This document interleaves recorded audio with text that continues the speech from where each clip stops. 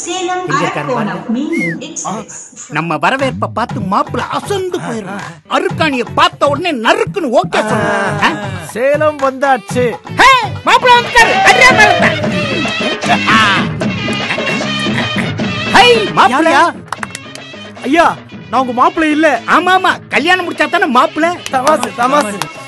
ஐயா, உண்மையாவே நான் உங்க மாப்பிள்ளை இல்ல. அப்ப மாலைய கொடு, 200 ரூபா. ஆமா, நீ யாரு?